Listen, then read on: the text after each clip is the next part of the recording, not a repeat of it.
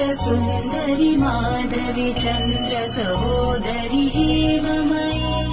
मुनिगणमण्डित मोक्षप्रदायनि मञ्जुलभाषिणि वेदनुते पङ्कजवासिनि देवसुपूजित सद्गुणवर्षिणि शान्तियुते